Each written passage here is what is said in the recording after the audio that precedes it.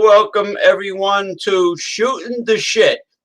This is Shootin' the Shit, and there are no holds barred on Shootin' the Shit. Everything and anything goes, and this represents my old school, drug-free, safe physical fitness group started in 2012, the International Brotherhood of Palavans, and we also promote martial arts. We post old school professional wrestling promos, interviews, and matches, and also full kung fu movies are shown there.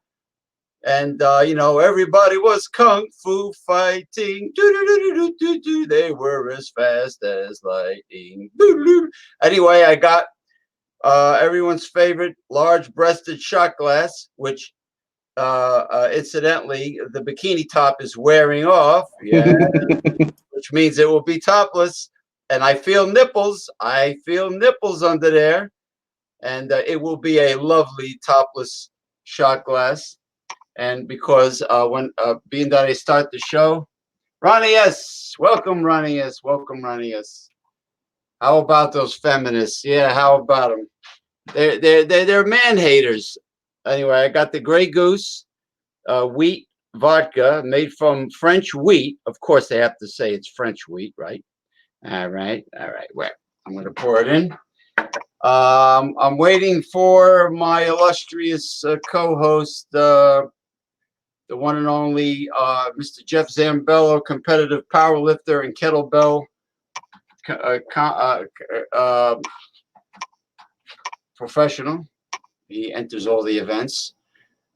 All right, let me pour this Grey Goose. Now, in 2012, you're welcome to join, viewers out there, as long as you're not a troll. The International Brotherhood of Palavans. I mentioned what it was about, and we have the scrolling marquee underneath. It has, you know, the Grey Goose vodka has a lovely citrusy aroma and flavor, even though they do have a citrus flavored varieties. Yeah, the feminists, they have an agenda. It's no longer just suffrage, you know, the right to vote, equal pay for equal job. That's it. They really do equal job. Aha. Instead of saying, excuse me, gentlemen, can you please come over here and lift the box and place it on the shelf for me? Now, no, it's beyond that. Now they have a power agenda because so many politicians don't know how to say no to lobbying groups. So now they want to emasculate the alpha men of the world. So anyway, all right, I guess Jeff Zambello decided you don't want to show up? Yeah, we'll give him time. Yeah, well, I told him, you know, I gave him the link. So anyway, now on the group, for those that are unaware, there's a new craze now in physical fitness. It's called alternative fitness, circular strength training or circular training, where they're swinging the mace, which is basically a pole with a cannonball on the end, which was originally an ancient weapon of war. People all over the world used the mace as a weapon. So they created in India something called a gada, G-A-D-A, which is an exercise tool resembling a mace, except it's usually a 1 meter or longer pole, with a stone or concrete or cement ball on the end, or it could be any weight. And what makes it challenging is the science of torque. The more weight you have on the end, the more difficult it is. Then they created Indian jewelry clubs, Persian meals, which are wooden clubs also, and then Indian clubs. The British had to redesign it. Of course, they have to do everything different. They made them look like a bowling pin, sort of, and then other designers varying the style. Some look like a teardrop with or without a flat bottom. So the whole basis is circular training for strengthening the integrity of your joints, especially your shoulders, the tendons, the ligaments, the connective tissue, and increase your mobility. And it can be a strength training tool if you gradually select heavier and heavier Indian clubs, mace, or such. So what happened was, now this is connected to the evils of capitalism. What happened is people that usually like to promote things like infomercials and seminars, they got an idea, let's start doing seminars with the mace or the kettlebell, which was invented in Russia over 100 years ago, which was taken from the Shaolin, the Chinese Shaolin stone blocks, which is a block of granite, smooth, square granite with a handle. And then the Russians created the kettlebell. Now, they took all these ancient tools, which only have a few basic moves. They were only invented for a few basic moves. They started making up all these crazy exercises that you can do with the steel mace, the kettlebell, and then they started promoting seminars, charging people several $100s to $1,000 a person to go to these workshops where some person that has a certificate that contains no academic value whatsoever, having the nerve to get people to part with so much money. And what I call it is cheap filler, because when you make up exercises that really mimic a barbell, a dumbbell, or a machine, it's like putting white rice into a burrito and putting tons of lettuce on a sandwich. It's cheap filler because you have to justify the 2 or 3 hours of your seminar. Otherwise, you can't charge people such a huge amount of money for this bullshit. It's nothing but carnival, charlatan, snake oil, capitalism, getting people to part with their money. Now, I hear some scratching sounds. I hope nobody's spying on me, because I will take my machete and cut their fucking head off. I don't like sneaks. Okay, Jeff Zambello is here. Hey, James, where is Minnesota Fats tonight? Hey, Ronnie.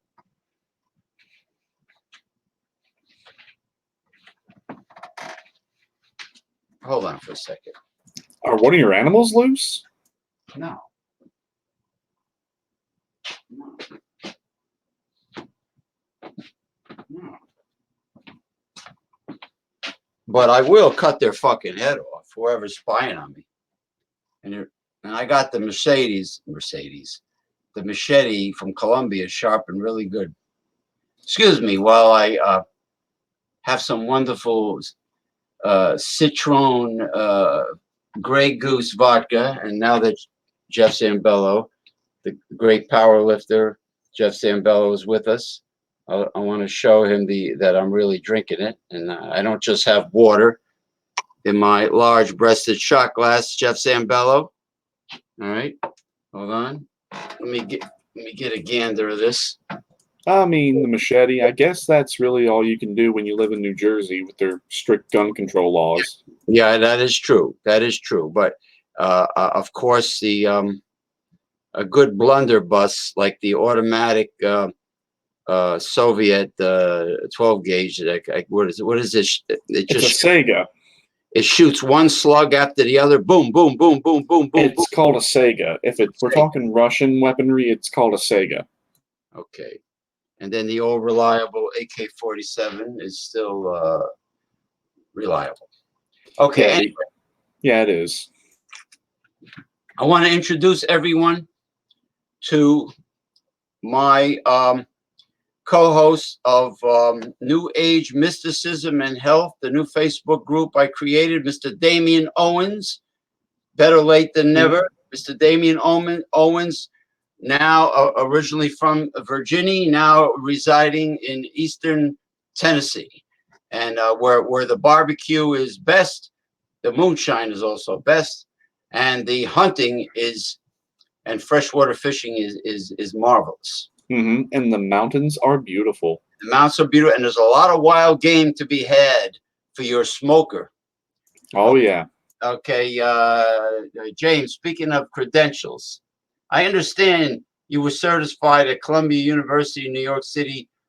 Trojan Horse is spying on you right now. He will take over the live show with a whole new format. This is a troll. These are trolls in the fitness industry that are kissing the ass of the most infamous carnival snake oil charlatan person who does seminars, the most infamous Mr. Mace Man, Rick Brown, originally from Anaheim, California, now residing in the Mission Viejo Country Club. And he is one of those people like Kelly Manzone of southeastern Connecticut, the state of Connecticut. And they do seminars and they rip people off and they use a lot of cheap filler, like I was saying before. Zé Ricardo of Portugal, now living in Ireland, is one of the trolls that told me that demanded that I change the whole format of my show and not be honest and not expose liars and connivers and charlatans. He wanted me to be a sycophant to his boy, Rick Brown.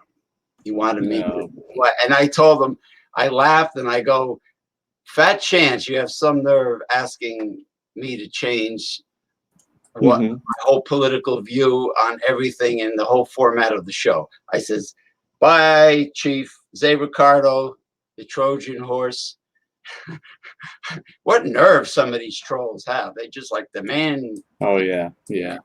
Well, for me, when I work out, I mean, I'm old school when it comes to working out. I mean, going about 30 minutes on the treadmill, 30 minutes on the bike, exercise bike, and then 30-minute upper body workout, that's a good workout for me.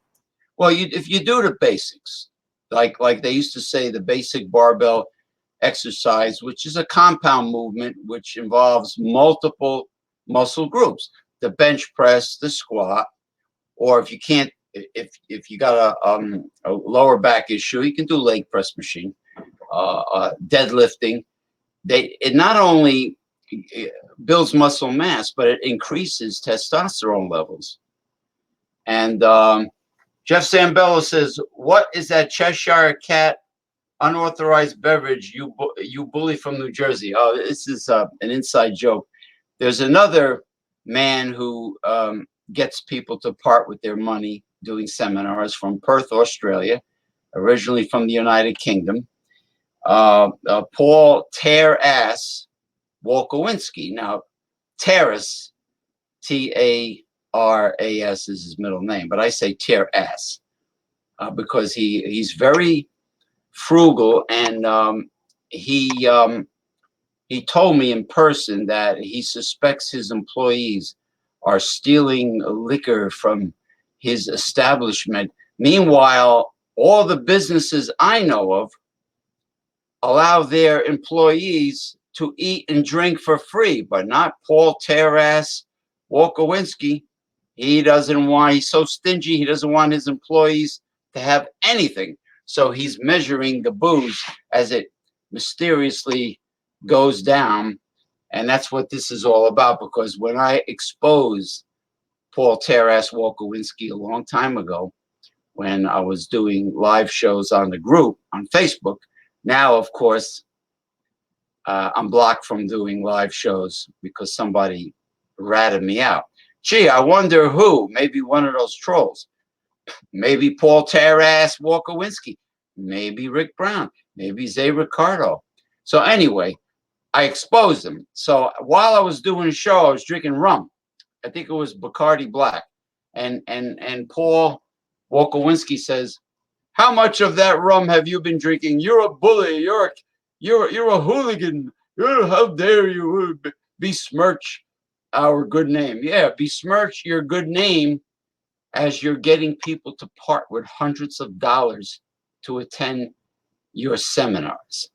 And this is the problem with today's fitness industry. The greed, the lying, the deception of capitalism has poisoned, infested, and infiltrated such a positive subject as physical fitness. You know, I mean, they make the low the you know, everyone knows about infomercials. You see shoddy, low quality merchandise being pushed that really end up breaking. Some of them contain plastics that won't last. And nothing beats ancient, old school, old fashioned fitness. Like if you know the first Mr. Olympia, Eugene Sandow, he didn't have fancy equipment with designer names on it. He just had old fashioned resistance. Those Milo barbells and dumbbells with the cannonballs on the end. I mean, I saw a movie of ancient Greece. There were Spartan warriors, I think, and even in the Athens area, and they were working out with granite boulders.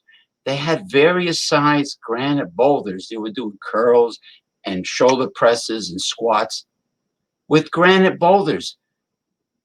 The muscles of the body don't give a shit how much you paid for the exercise tool. They don't care how shiny and pretty it is or if there's a designer name on it. They just know it's resistance. And okay, yeah, the Trojan horse, the sycophant whose wooden clubs crack when arriving at the customer's residence. James, what is the reason why Trojan horse wooden clubs crack on arrival? Because it is cheap wood that is glued together. We're talking about the man from northern Portugal. Refresh my memory. I forgot his name. Meow, meow. I smell something fishy, says the Cheshire Cat. Speaking of the Cheshire Cat, I want to give a toast in condolence to Damien Owens. One of his cats accidentally passed away, not by sickness, but by an accident. And Tiger, to the energy, the naifish, the soul or whatever that made Tiger who he was. I toast him with Grey Goose vodka. And I toast with water because I'm saving my other stuff for later. Yes, he's doing a craft beer review later on tonight. Yeah, since I've got my review channel back up and running, I've been doing some reviews, and I'm cleaning out the fridge of what I've got so I can make the room for more fridge, or make for more room in the fridge. Okay. Well. And also, we are going to be getting a new fridge, so I need to clear out what I've got because some of the stuff I've got in there, it has to be kept cold, otherwise it'll go bad.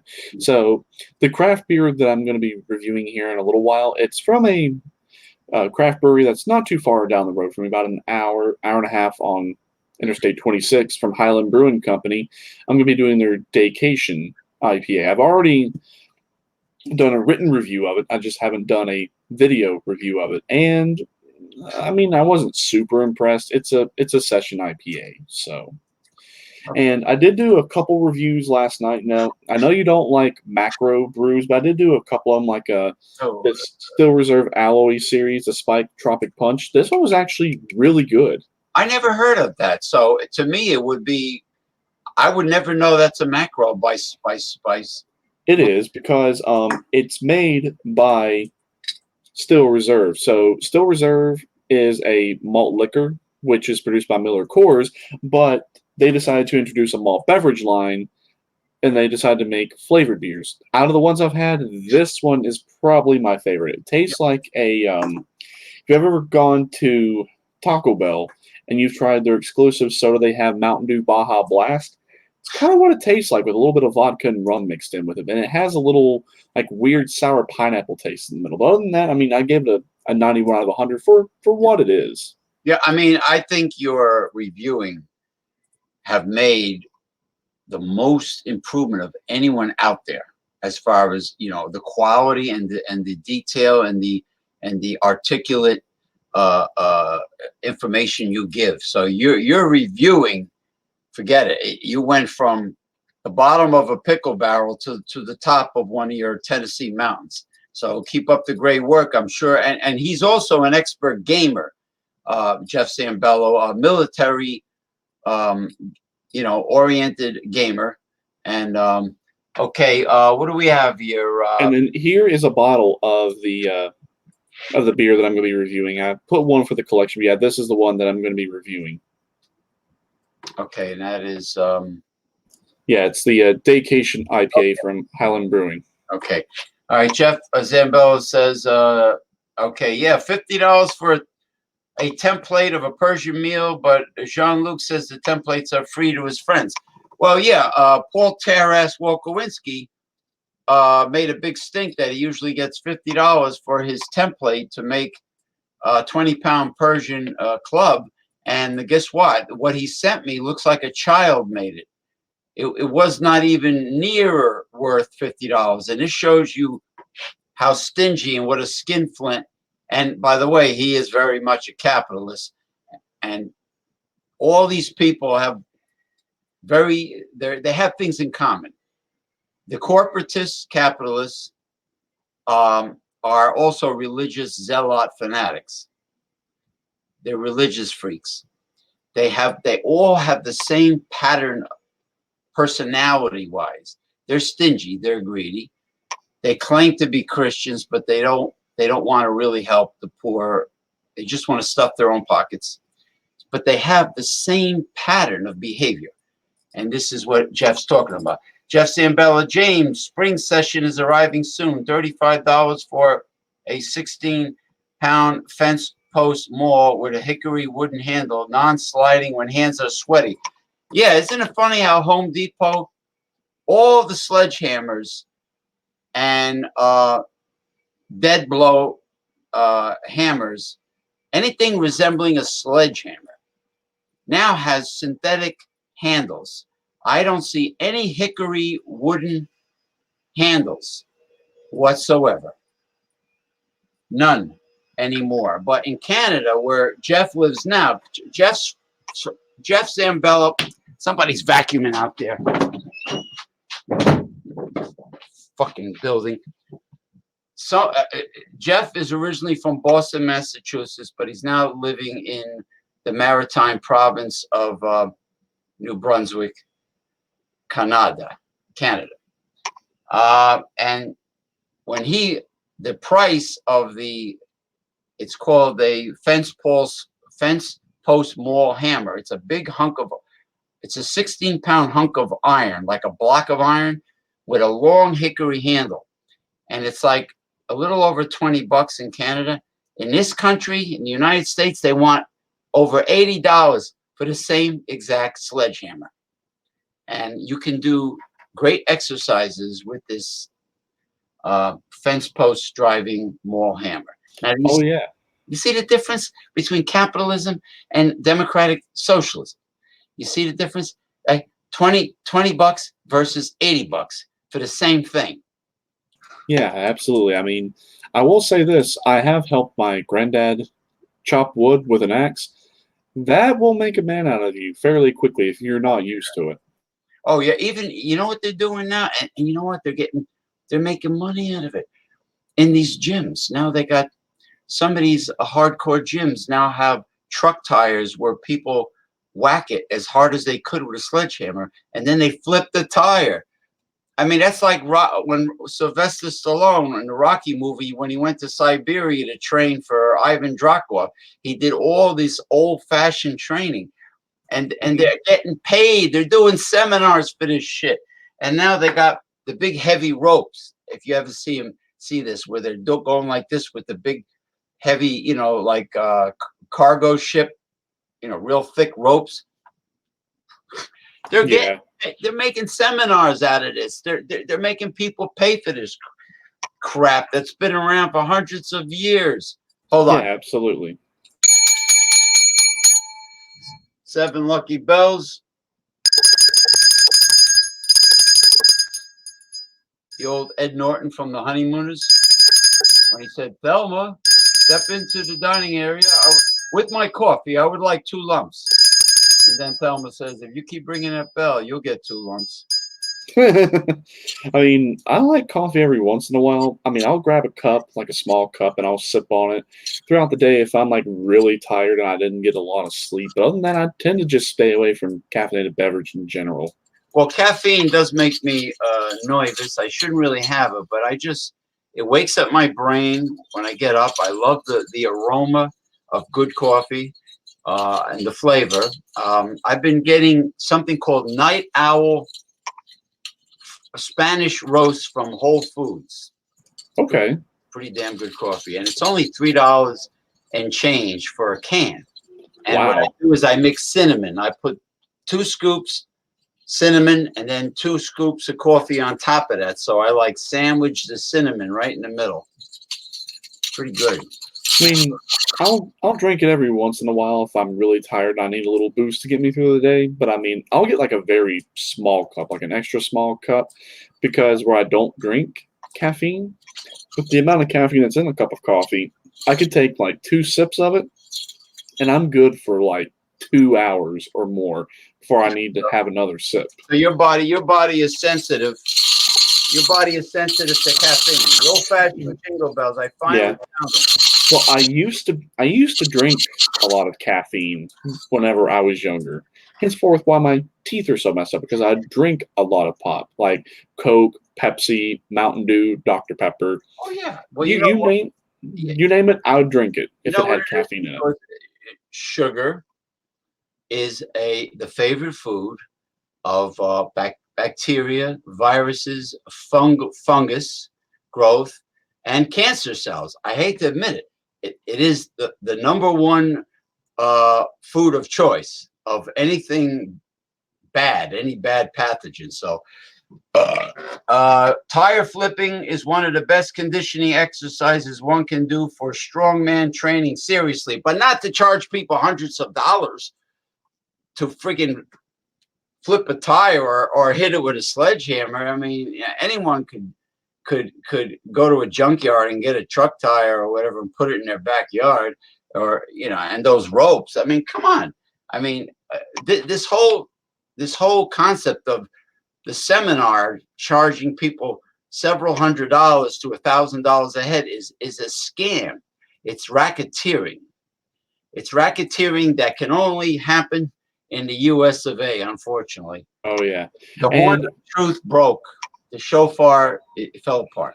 yeah, and then for me, if I do get a cup of coffee, I'm 2 sugars, 2 creamers.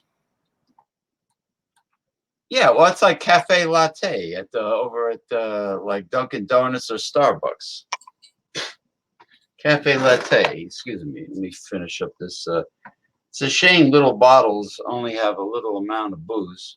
Oh, that's Because what. for me, a lot of times I could get like a small bottle of sweet tea, and most of the time that'll get me through the day. But if I'm just like really, really tired, like I've only had a couple hours of sleep and I've got a long day ahead, that's when I'll go for the coffee. And I mean, if I'm just dragging a little bit, I need something just to get me through the day, I'll just get like a small bottle of like Brisk or Lipton sweet tea or some green tea or something like that. Well, let me tell the viewers. Damian Owens and we did a blockbuster series for the Facebook group New Age Mysticism and Healing. He is a tarot card expert, and he described the entire 78 card deck. And I mean, from the major arcana to all the suits of the minor arcana. We have a whole series that's on the internet right now from that page, to promote that page and to promote, as an introduction, Damian Owens. So I toast that. That was a lot of fun. That was very informative. Jeff Zambello, elbows up, elbows down, and most importantly, keep your hands together. That's all you need to know about swinging the mace. That's the whole secret of a $600 or $1,000 a head mace swinging seminar. He just abbreviated he just compacted it into one sentence that's absolutely free.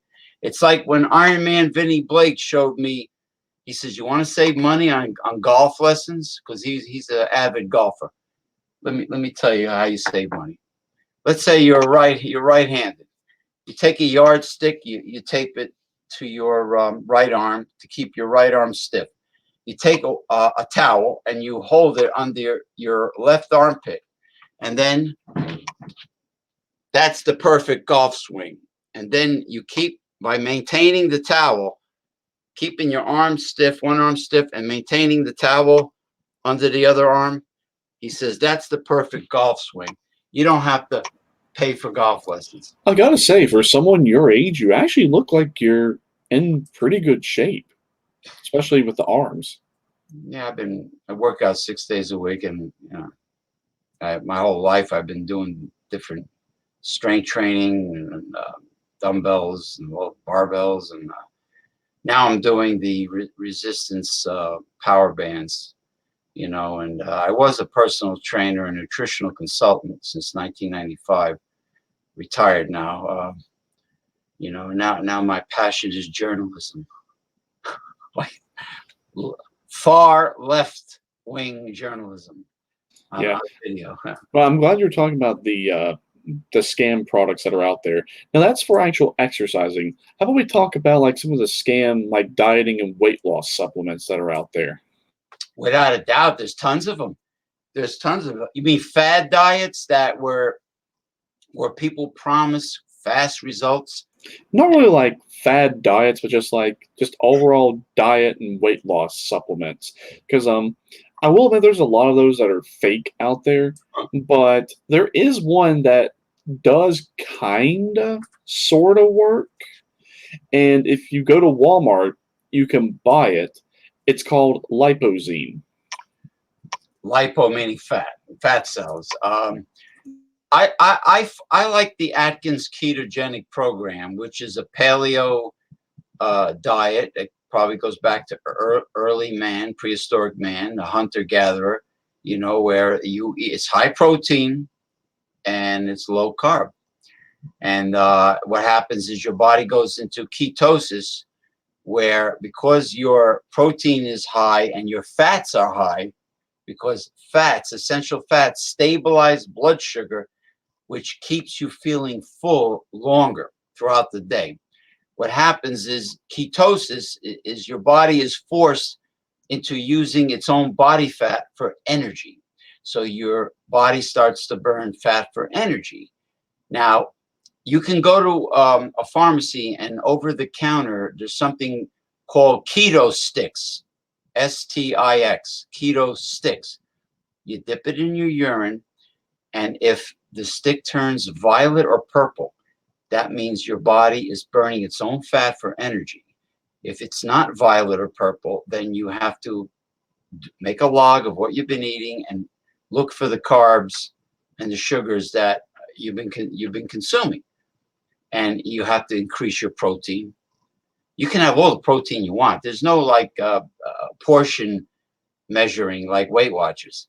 You can have a half a dozen lamb chops and a half a dozen friggin' ribeye steaks and venison and wild game. And you can have all that. You can have a lot of salad if you want, because that's fiber. You can have broccoli, Fresh vegetables, it's fiber.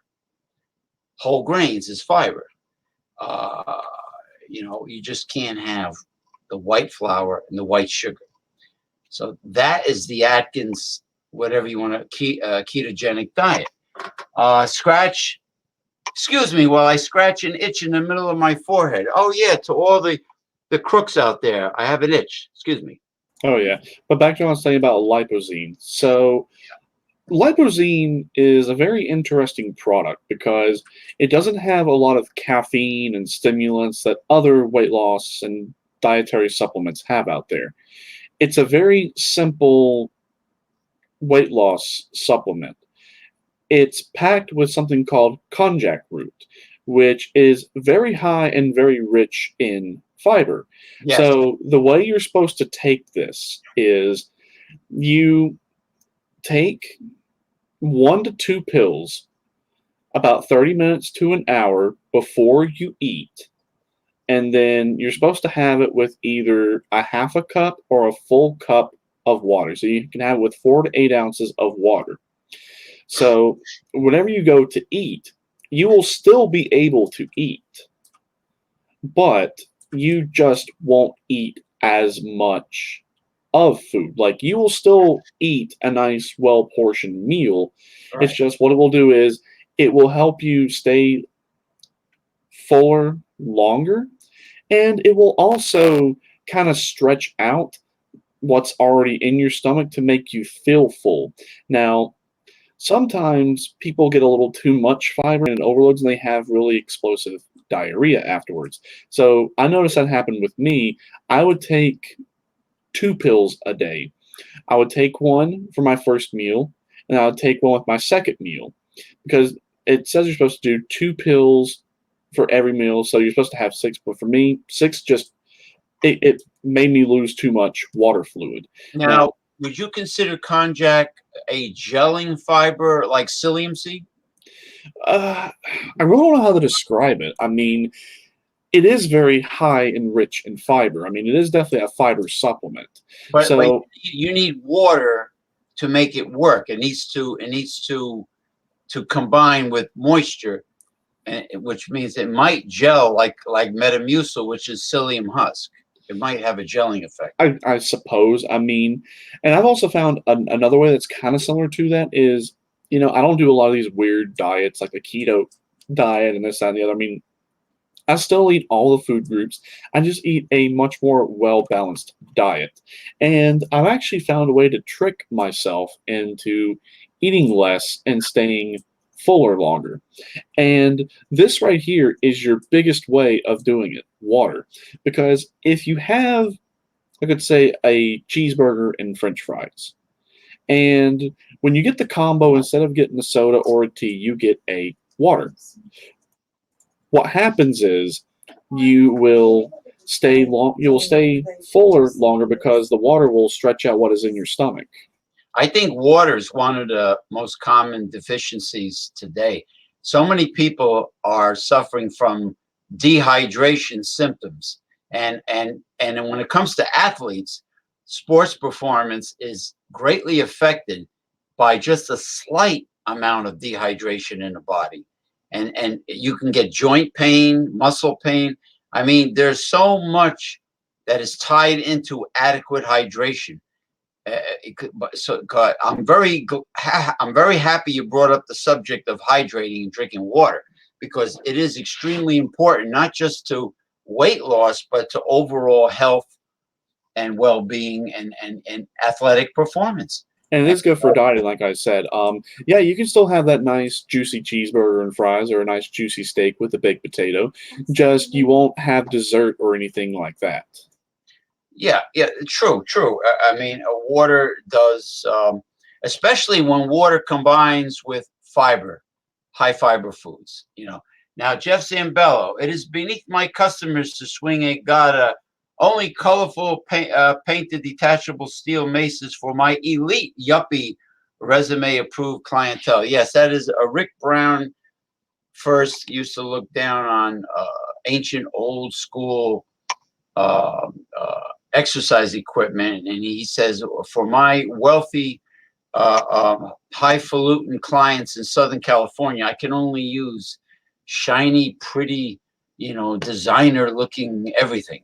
And he put it down, and then he says, I don't want to open up a gym. I want a special private elite personal training studio where I get to reject people. My clients have to fill out an application and I have to interview them and I have the right to reject them. This is where his mindset is at. The word elite comes up a lot. So that's what Jeff Zambello is talking about. Now he went to India and he used the ancient old school down and dirty equipment. Now he admits that that is more challenging than the steel mace. I must confess that it was I who took all of the shrimp from the fettuccine Alfredo bouillabaisse and the steam from the vapors of life ascending up to the heavens. Jeff is he's joking about my recent video of the buffet I go to every Friday afternoon, the Royal Hibachi Grill and Buffet, where some motherfuckers, because there's no censorship here, some motherfuckers took all the jumbo shrimp out of the fettuccine Alfredo because it was supposed to be fettuccine Alfredo with broccoli and jumbo shrimp. So instead of mixing it and taking equal amounts of jumbo shrimp, they scoffed up all the shrimp. Even the people that worked there noticed it and got upset. Yeah, I'm just like, I'm glad you brought that up because that's what I had for dinner not too long ago was chicken Alfredo with extra Alfredo sauce. Oh, this Alfredo was good. It's on video. It's on my international food and drink group, and it was really exceptional. And he lowered the price at a lunch buffet down to $11. And he boosted the quality of his entrees and lowered the price. And by the way, this is the countdown to the Chinese New Year and the Chinese Spring Festival. January 25th is Chinese New Year, but I hate to say it's the year of the mouse. I would be embarrassed to admit if I was born in the year of the mouse. It's pretty funny though. To all Chinese people worldwide, Happy New Year and Happy Spring Festival. And because of China, I must ring all the bells. Get the pagan Christmas, winter solstice, Yule, happy Festivus for the rest of us, and Krampus Day, jingle bells. Happy New Year. And you know what? Mhm. I am going to Duck King like I usually do on Sunday, and I will partake in some very nice, maybe I'll get the fresh chow fun with shrimp, the rice noodles. It's the wide, flat rice noodles. Hot and spicy. Every time I ask for the Chinese chili paste, the girl always puts it in a container for me to bring home. And I have a freezer loaded with that nice hot chili paste from the Chinese restaurant. Now I don't have to buy hot sauce anymore because I have a collection, but yeah, there's nothing like the smell of wonderful stir-fried Chinese food from a wok. Oh yeah, I like Chinese food. My personal favorite is if I go to a Chinese restaurant, a great way to see how great the chef is, get boneless spare ribs. Oh, I love the sauce that they mix in with the boneless spare ribs. Sometimes I get the combination, which is the boneless spare ribs with roast pork fried rice on the side. I don't really like fried rice, especially if you're eating with chopsticks, because it loses all the sticky qualities to it. So you have to add some sauce back into it to get the stickiness to it. So if I get the boneless spare ribs, I would say I would like white rice instead of the fried rice. Yeah. Well, I always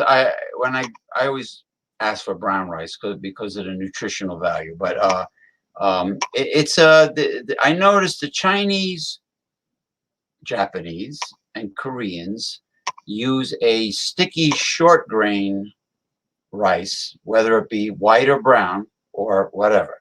And Thailand, India, and Vietnam, Southeast Asia and India tends to use a long grain rice, either white or brown. I like them both.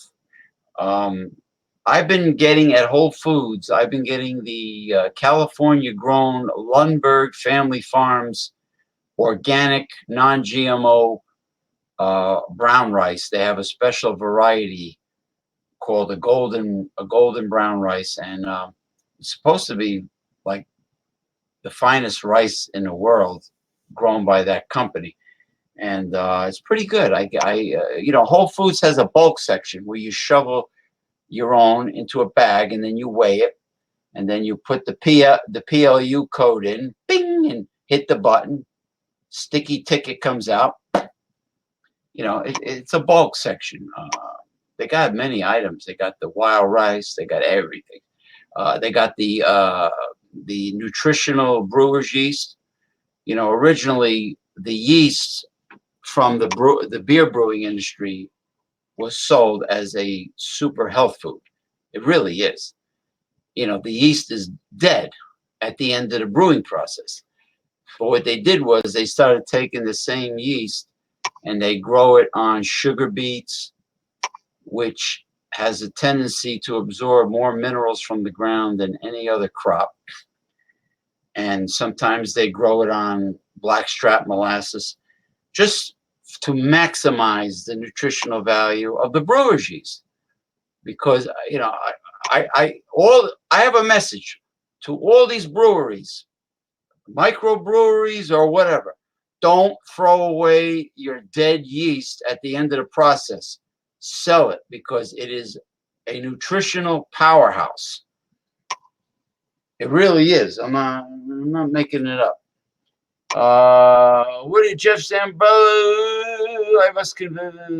Yeah, okay.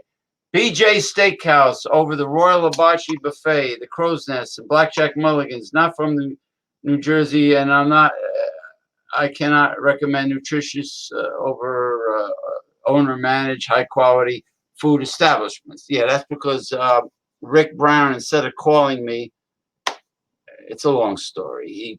He listened to the kid from Virginia that he was with, Manassas, Virginia, and he's not from New Jersey. So instead of calling me and saying, "Where's a good place I can get a steak dinner?" he just went to BJ's Steakhouse. I franchise.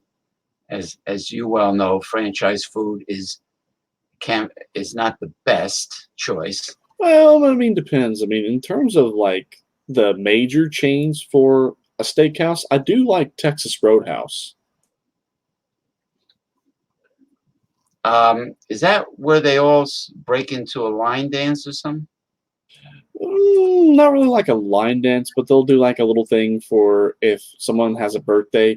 But the thing they're most notorious for are their rolls and the butter that they bring out to have with the rolls. What I do is I break the roll up and I dip it in the butter, and it is so good. There's nothing like freshly baked artisan bread and rolls hot out of the oven, and have real butter come to your table, and just put like several pats, because butter is high in fat soluble vitamins A, D, E, and K. Just load it with real good butter, and you got a hot artisan roll, and that's like unbelievably.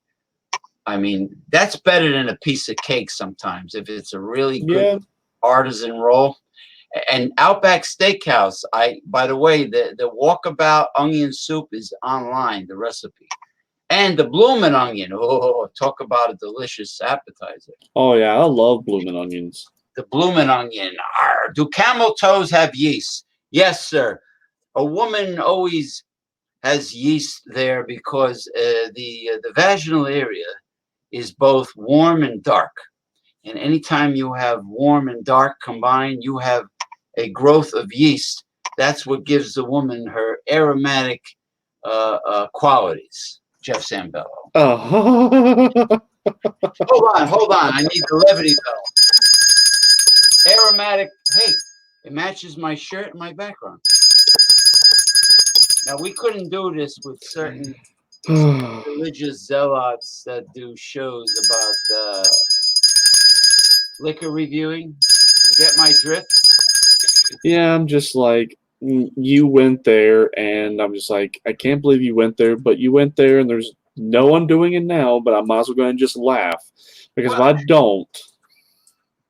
But it is called Shootin' the Shit, the show. I mean, See, this is one thing me and you have in common. See, we like to do things to make people laugh, and if people laugh at the things that we say or do, it just encourages us to do it that much more. yeah, but we also have a sarcastic sense of humor that pushes buttons and knows how to creep under people's skin, in a very subtle, sarcastic manner.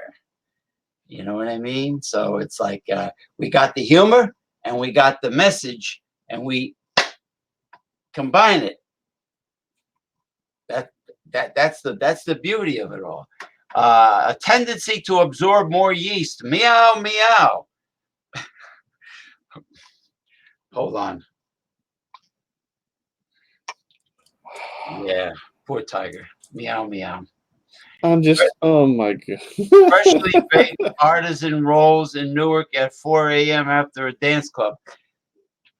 Me and my friend little Jimmy Pesto used to go after we go to this old nostalgic Irish pub called Duffy's, which has great heavy metal cover bands every Saturday.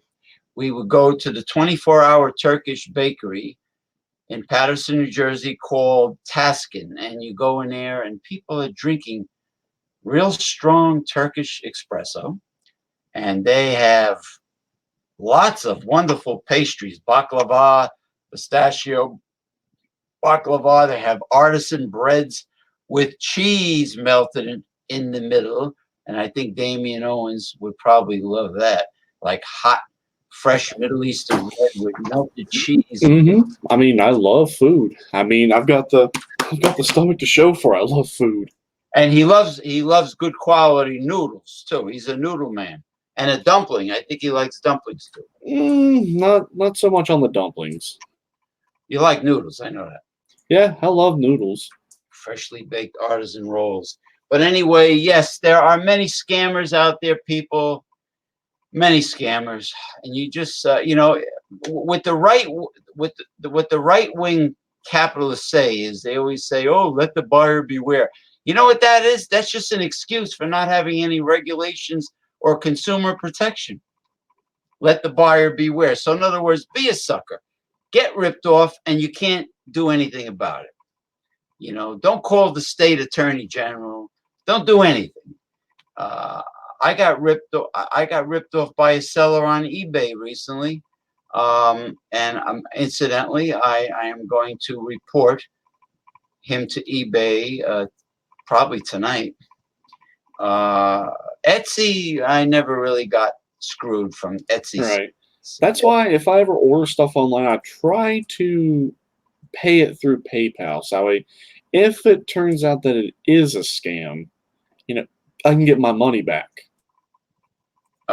You know what?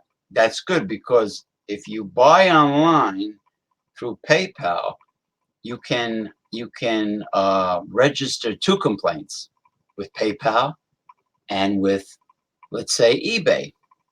And this seller had an arrogant reply to me saying, "Why did you give me a low rating? You should have contacted me privately instead of giving me a low rating." I says, "Why? Because of the way you packaged the item. It was done very carelessly. like you didn't give a shit compared to the way other people packaged their items. It was obvious that you didn't care.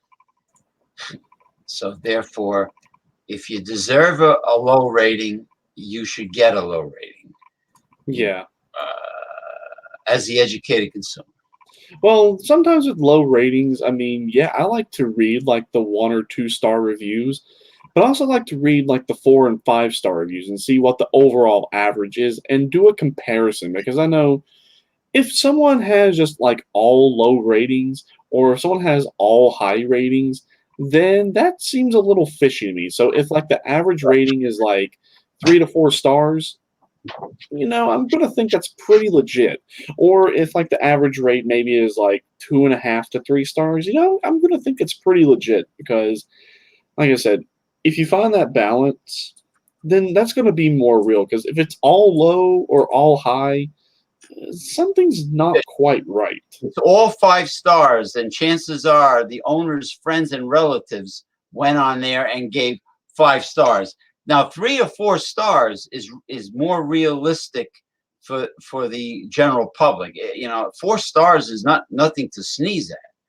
It's like if you have a craft beer, and let's say Damian Owens does a review on the beer he's going to do later on, and he gives it a 90% or a 95% out of 100. That's good.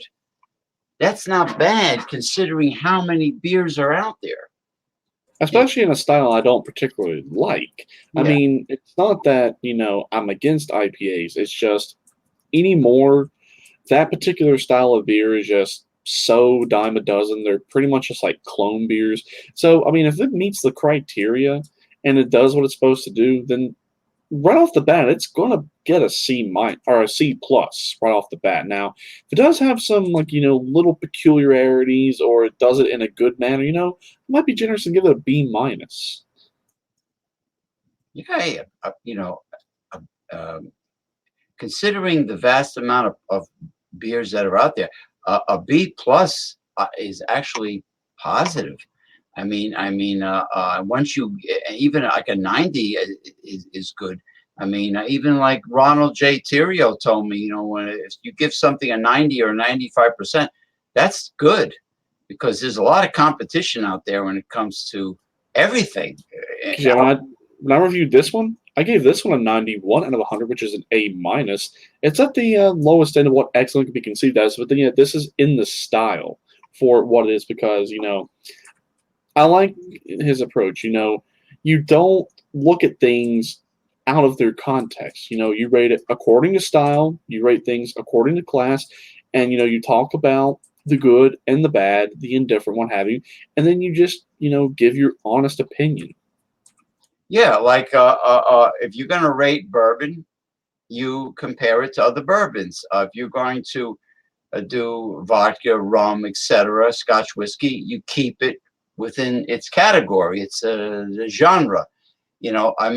Privately, I had, you know, um, uh, Thomas Metal 75, Eric Fraunfelter sent me a private hangout. And I asked him a question because we were talking about, he had Glenlivet single malt Scotch whiskey, which is an outstanding product. I had a vodka, a domestic vodka. So I said, what's the difference between moonshine, which is clear and made from corn, and domestic low end vodka, which is also clear and made from corn? And he did the research and he says the alcohol content is the primary difference.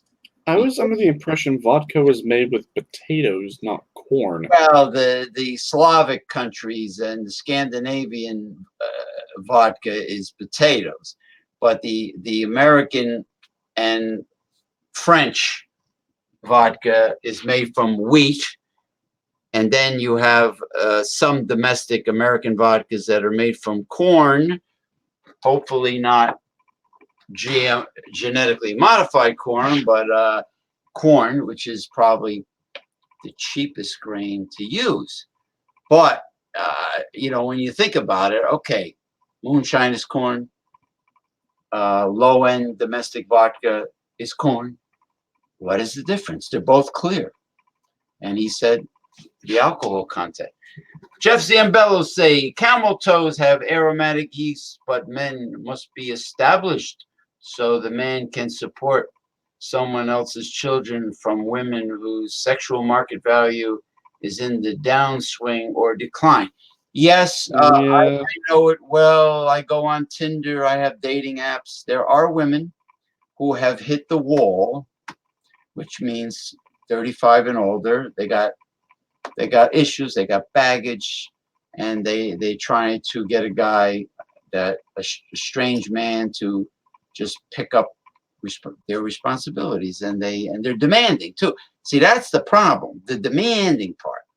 I don't mind if everybody has to get on with their life, and everyone should strive to be happy. But when someone is not bringing a lot to the table, like a 21-year-old hottie, you don't be demanding with a guy that you don't really know that long, and you don't it's kind of nervy, and it's gonna chase men away. So anyway, that's my answer to Jeff Zambello. If they have a lot to bring to the table, then they can be picky and demanding. If not, forget it. I see shadow people in your room. It was mother-in-law. She had to come in there. She's checking out something, and she left. See, I figured out a way now to where I can make my mic push to talk, so there's not as much background noise. And I've also found a way to where I can push another button and mute my mic and unmute it when I'm ready to talk to cut that on background noise. You know what I noticed, that Mr. Damian Owens, is some people. I would love to know what the program is. Let's take Tom Mulvihill, the beer and whiskey whisperer. Him and the chick, she's not bad looking, from Massachusetts. She does wine reviews, and she belongs to the community of reviewers. She's married, but I don't care. I still say she's very pleasing to the eyeball. She and Tom Mulvihill have a program where they can put any background, even an animated background, behind them. I would love to know what is the program that does that on a video called, and then I could find out if there's any free ones out there. I don't really have much experience with something like that, but a lot of times I used to be just with green screen effects. The term is called green screen? Yeah, so all right. So let's say you have an actor in front of a camera, and you need them to be in a specific environment for whatever it is that you're filming. Right. Now, behind them used to be either a green screen, or the whole room would be covered in this green looking map type stuff. Okay. And then from there, whenever they would shoot the video, they could superimpose the background as a result of the green screen. Yeah, so that used to be the old way of doing it. Nowadays, I don't really know. Like when Jesse Ventura after he got canceled from True TV, conspiracy theory, he started doing live stream shows on the same network where William Shatner was there, Larry King. And when he spoke, he had an animation of a waving American flag was behind him. That was probably green screen. That was his background. But that was then. I'm sure the technology, like with Tom Mulvihill, he has a fireplace behind him on some of his videos. And I have an authentic crackling fireplace, but I don't know how to put it behind me. So maybe if I just Googled green screen, I can probably locate what's out there and, do some research and maybe find a freebie. Question from Jeff Zambello: is Minnesota fat sexual market value on the decline? Yes. Just pay for dinner, and the semen R is free. The semen R. Extra 2-day stay in rural Wisconsin. Nothing to do in New York City or New Jersey. 4 a.m. flight. Yes, because the reason why Rick Brown went back on his promise of spending quality time with you and I in my hometown and going home at 4 a.m. is he probably used us as an alibi for his wife, because since he has many female groupies, and the girl, he was supposed to go home. Yeah, and I don't want to say anything because it'll really get him in trouble. But anyway, Yeah. yeah, So as I was I don't want to go there. But Yeah, anyway, as I was telling you about so like back to my reviewing channel that I'm going to be doing, you know how you're supposed to rate things according to style, according to class. I mean, I know you don't like macros, and that's fine. If you don't like macros, you're well, not under any obligation to yeah, but like them. it's the chemicals I don't like. It's like, Hmm. why do I laugh when Alex does an hour show about Pop Tarts and Hot Hmm. Pockets? Because it's a junk food. It's got crap in it. It's got preservatives. Got I mean, macros like Budweiser that has the nerve to call themselves the king of beers. They Uh, used to be the king of beers. Now, not so much. I mean, they used to say Beechwood aged Budweiser, right? But there's chemicals in the macros that are not considered old world craft beer microbreweries. If there's any left. Um, um, like for instance, Eric Fraunfelter. It seems like a lot of the beers from New England look like microbrewed craft beers, but when he pours it, the way the head looks, and they have a beautiful color to them, deep, rich color, sometimes orangey looking like a smooth fruit smoothie, compared to somebody else pouring, let's say, a Bud Light or a Miller or a Pabst Blue Ribbon. It's just not the same. It just doesn't have that robust look to it, and I don't. I like the old world beers. I don't want chemicals going into my system. So if macros, if the CEO of a macro company says from now on we're going to do it the old world style, no chemicals, we're going to use the finest hops, the finest ingredients. That's it. We're changing our policy. You know what? Then I would say more power to you. Right. Well, I was just saying, I know you don't like it. I mean, you've made that pretty abundantly clear, and that's fine. But, I like micro and I like macro. Now, where my biggest beef is with Rate Beer and Beer Advocate. They don't know how to rate things according to style and according to class. Like, let me give you an example. All right. So, I love macros and I love craft beer. All right. An excellent craft beer here. Okay, Highland Gaelic Ale. So they would do an excellent job of reviewing something like this since it is, a craft beer. They do an excellent job of that. However, where they fall short is on a macro. Like one of my personal favorites, Still Reserve. They would give something like this a 0 out of 100. I mean, yeah, it's not a world-class beer by any means. It never claims to be. But a 0 out of 100 is that's just ludicrous to me.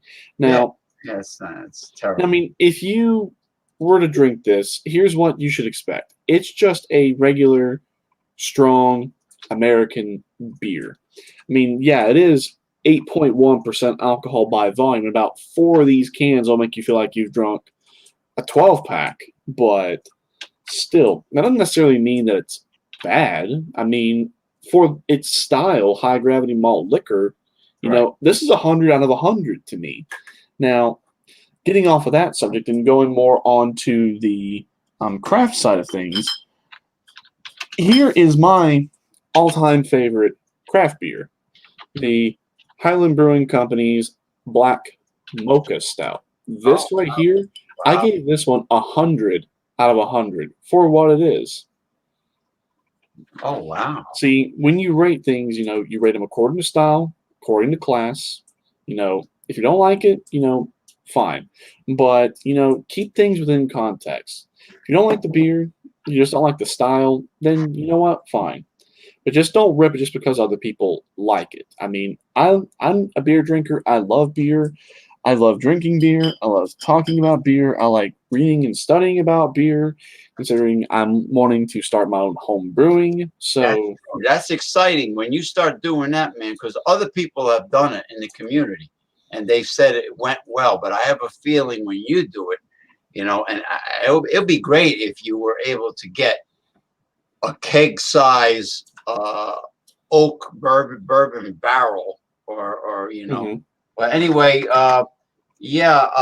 Jeff, we don't have two breasts and a vagina. That's why Rick Brown skipped town, and that rhymes, right? Yeah, You two never mentioned Yinling Lager from Pennsylvania. Yes, yeah, I like Yingling. I like Yingling. There's absolutely nothing wrong with it.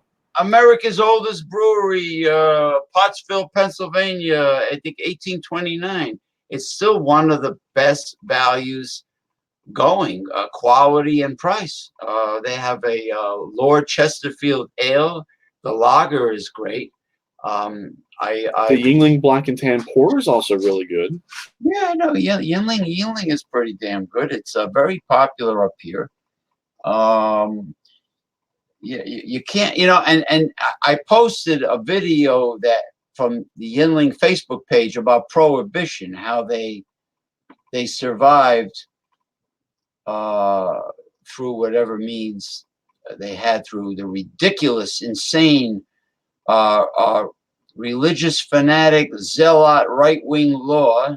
The Known as, moral majorians, the no, ones who say we're going to get government off your back, we're going to cut taxes, we're going to do this, we're going to do that.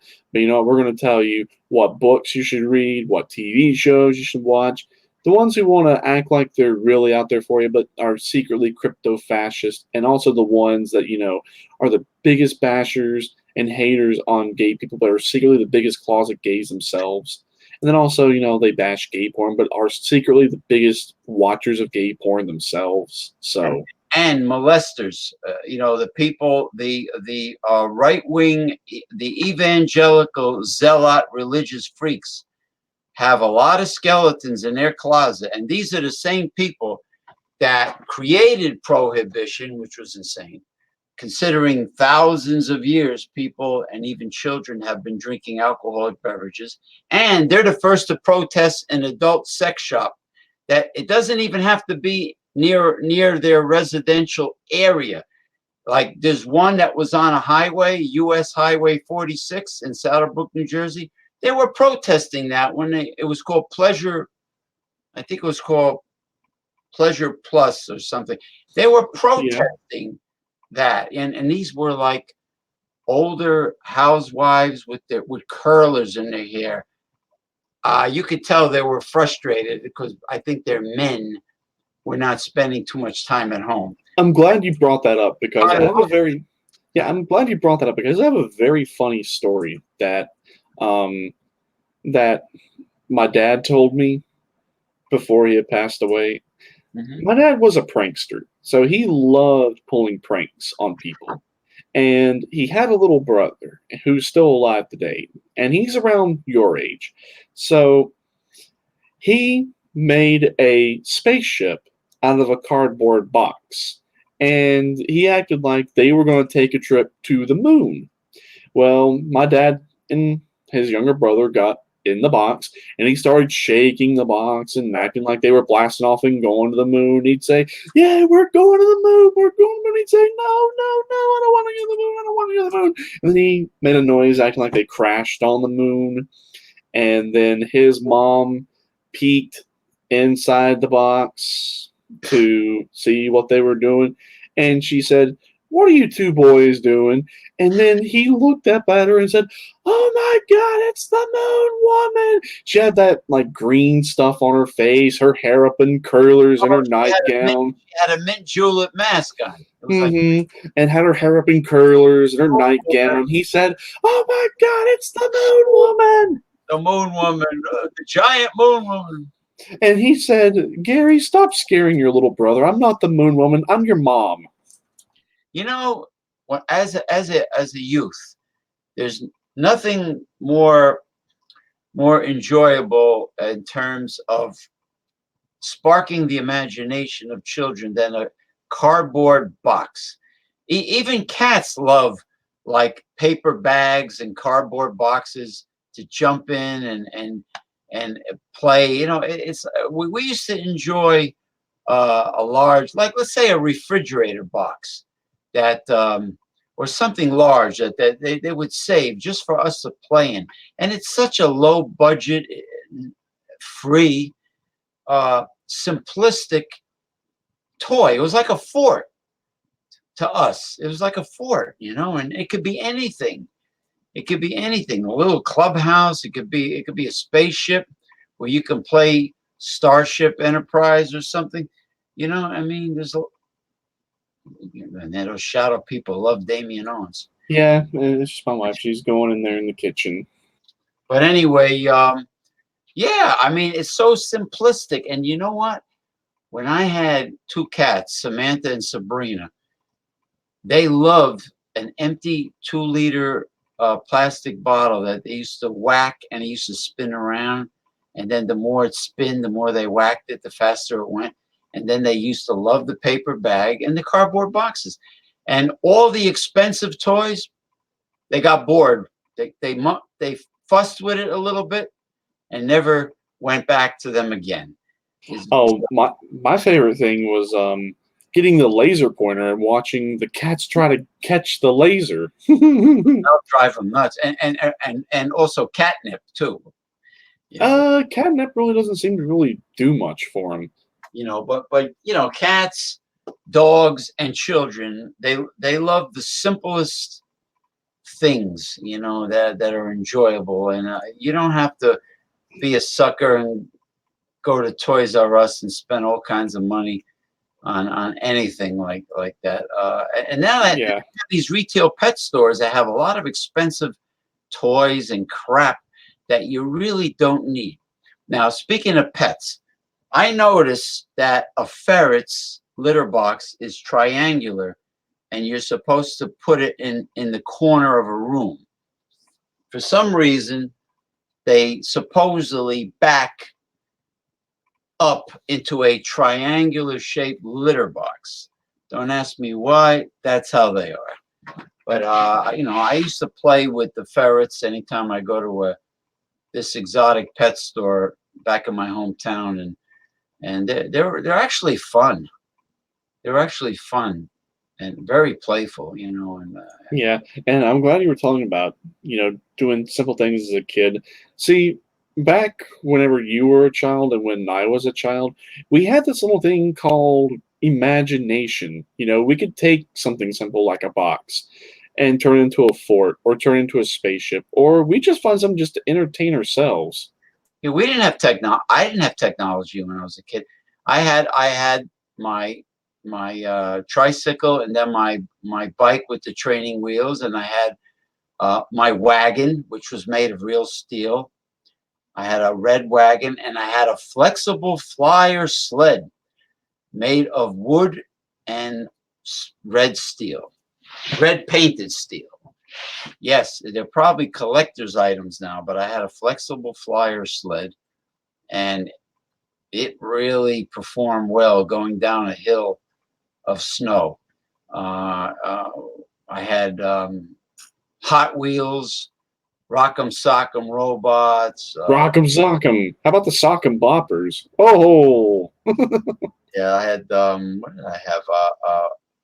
A game called Operation, where if you made a mistake, you went. oh yeah. We had one of those as a child too. Now, I was a little late to the game, but one day, me and my dad ended up playing this long ass game of Monopoly. Like, we honestly thought it was never going to end. Monopoly used to piss off my brother. He used to turn the board upside down because I would get all the hotels and Park Place, and he used to land on them and have to pay me a lot of rent. And he ran out of money, and he would flip the board upside down and get pissed, and I quit. Well, and I'll show you a little trick about how to win in Monopoly that a lot of people don't necessarily know about. Oh, hi, Gigi. Hi, buddy. Yeah, this was Tiger's twin, Gigi. Oh, that's the other half. Yeah, even though Tiger was 6, Gigi is 4. Well, we call them twins because Yeah, we call them the twins because they look so much alike. They look so much alike, and the first time they looked at each other, they kind of just stood there and stopped and like, "Ooh, you look like me. I'm me, but you look like me. What is this?" Well, what I like about male cats is you can play with them more vigorously than the female cats. And with him, he's a big baby, so you can just hold him like a baby and do this, and he just soaks up all the love and attention. That's the nature of the male cat. They just they'll hang with you. They'll hang with you. They're even the rats, the domesticated rats. Now they have pedigreed rats called Dumbo ears, Mm-hmm. and the males. The females are constantly wandering, and they can't sit still. Where the male rat you can put them on your shoulder. They'll hang with you. They're laid back. They'll hang with you, and apparently the male cats have the same personality. Right. Now, Jeff Zambello, if you're still with us, tell the people about your new workout program. Now, this guy is on a roll. He's been training people with this old school body weight calisthenic oriented fitness program where he's not using weights, but he does swing the mace. But he's doing what they did in ancient India in Punjabi. There's a martial art or grappling known as kushti. And they do Hindu squats, Hindu push-ups, and neck bridges and different things. They climb rope. Talk about old school fitness. They climb rope, which is very demanding, probably more so than pull-ups and chin-ups. And it's just really old, ancient, established fitness, which blows away all this crap that's just out there to make you part with your money. It's retail capitalist greed, and Jeff has been perfecting old school fitness. And when he trains people, he doesn't rip them off. He charges them a very low, affordable fee, as opposed to these other crooks that are charging $600, $800, $1,000 a head. So. Yeah, I'm glad you brought that up because I'm not seeing him in the chat. But while we're waiting on him to type whatever it is he was needing to say, I was going to tell you about a little trick about Monopoly on how you can actually win. How to master Monopoly. Yeah. Here's a little trick that you can do. So you have 2 dice whenever you're playing Monopoly. All right. So the lowest you can get is a 2, while the highest you can get is a 12. So here's how you can secretly win the game before anybody else knows they've lost. And here's how you do it. Whenever you roll the first dice, buy the first property that you can land on. Because what you do is if you can buy 1 out of the 3, out of the different colors of the properties, you can have control over that part of the board if you keep rolling your dice correctly. Because if you own 1 out of all 3, then no one is going to be able to put hotels or houses on the property. Because according to the rules, you have to have all 3 properties and have 4 houses on all 3 properties before you can upgrade to the hotel. Well, if you have 1 and someone else has 1 and then someone else has another one, that actually can drag the game out much longer, and eventually people will start either bartering, trading, or just outright selling other pieces of property so they can cut out their own little corner of the board. Now, once they go ahead and get their particular corner of the board cut out for themselves, and someone lands on it, and they keep going bankrupt, what will happen is, this is also not officially in the rule book, but it's an unofficial rule. It's subjective. Some people play it like this, some people don't. I do. To where if you don't have money, then you can offer certain pieces of the property on the board as a form of payment. So that way, if someone were to land on some of their property, they can still get money, but yet you slowly start eating up the board piece by piece that way. So that's the way to win Monopoly. Now, for me, the quickest I've ever been able to win Monopoly using that strategy was about 45 minutes. The longest time it took me, about 6 hours. Wow, that's great. Oh, by the way, Jeff Zambello is a corporate controller. He's a head accountant. He has been in charge of accounting departments. So besides a world-class athlete, he is a world-class monetary expert. Jeff Zambello has been doing 100 reps of 360-degree mace swings, 100 reps, about 10 by 2, which is 10 o'clock, 2 o'clock, if you can imagine the clock. Mace swings, 100 reps of Hindu squats, 100 reps of Hindu push-ups, and 100 reps of the two-hand gamma casts with a 25-pound steel club. That's like the club bell, right? Wow, that's incredible. Of course, 100 reps, it could be in sets. To achieve 100 reps, it could be partitioned into sets. So you've heard the secret to winning at Monopoly. I always wondered about backgammon. I noticed a lot of Middle Eastern people and Southern Europeans playing backgammon, and it seems like just a bunch of spikes facing each other, and there is a pair of dice involved. I mean, my mom and dad used to be really good at backgammon, but I never really played it. Yeah, I'm not sure what it is, but I know I play chess. Yeah, I'm pretty good at chess. Chess is the only game that requires pure skill. There's no luck involved in chess unless your opponent gets distracted and makes a mistake. But other than that, chess is pure skill. It's a total brain workout. And what's funny? There is three-dimensional chess, but it's not like the one on Star Trek. That was just a fantasy board where Leonard Nimoy just moved pieces around. That's not a real game. But there is a three-dimensional chessboard that has 3 levels of equally sized boards, and it's difficult because you have the challenge of being good at regular chess, standard chess, and then you have to learn the extra challenges of three-dimensional chess. But anyway, a little entertainment. Yeah, about chess, it's just. Yeah, I tried teaching Wyatt how to play chess, and he tried sticking with it, but he got bored very quickly.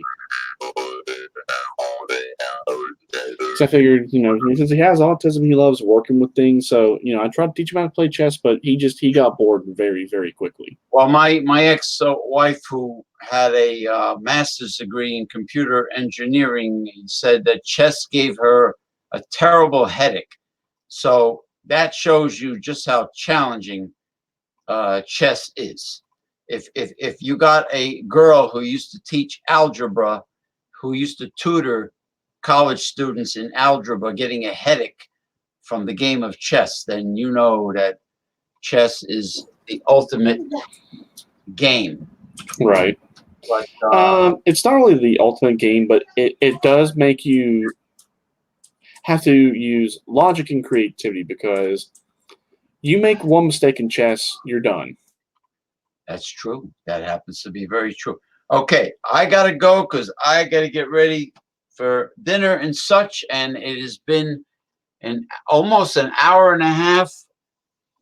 Let's just let it count down to an hour. There you go, an hour and a half. I mean, time flies when you're having fun. This was Shooting the Shit, and I forgot if it was the second or third show, but it will be posted on the group, and you're welcome to join the International Brotherhood of Polyvons if you I am. I'm part of the group. I mean, it's not really my thing. It seems like more like New Age mysticism and healing is more my page. That's good because you're doing reviews now, so you know the Everything is Food group is also coming in handy. Yeah, I love that page too. I check it out a lot. Yeah, Tom Overhill has been active there, and now we have you and other people, and you know, everything is going splendidly, and that's about it. So take care, everyone. Take care, everyone. Bye. Bye bye.